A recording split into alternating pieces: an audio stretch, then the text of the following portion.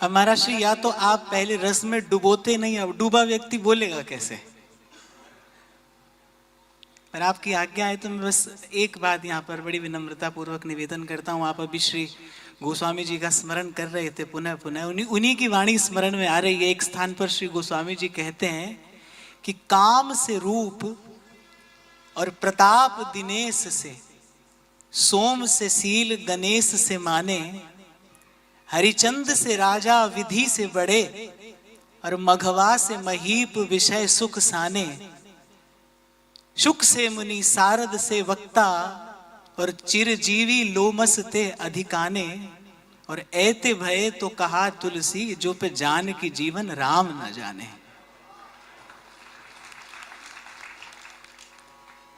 इस जीवन का साफल्य अगर कुछ है तो बस यही है कि किसी भी प्रकार येन केन प्रकारेण प्रभु में और प्रभु के भक्तों के श्री चरणों में निष्कपट अनुराग की प्राप्ति हो जाए। और ये हो कैसे? तो इसके लिए श्रीमद् भागवत में स्वयं भगवान कहते हैं, यथा यथात्मा परिमृज्यते सौ मत्पुण्य गाथा श्रवणाभिधाने, तथा तथा पश्यति तत्त्वसूक्ष्मं चक्षुर्यथैवाञ्जन संप्रयुक्तम्। कि जैसे जैसे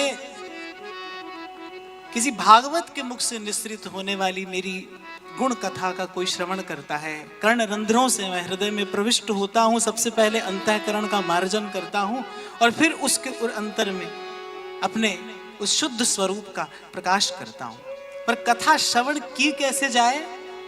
अभी महाराज श्री की कथा श्रवण करते करते मेरे मन में बार बार यही श्लोक गूंज रहा था, तस्मिन् महन्मुखरिता मधुभिच्चरित्र पीयूष शेष सरितः परितः स्रवन्ति, ताये पिबन्ते वितृषो नृपगाढकर्णैः, तान् स्पृशन्ते शनत्रिड भयशोकमोहा।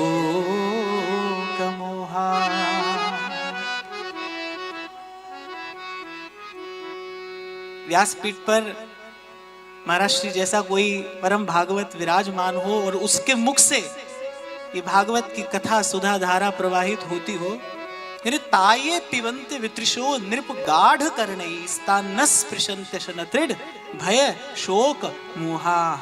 ऐसे कथा का श्रवण किया जाए कि एक शब्द भी यहाँ से वहां जाने न पाए।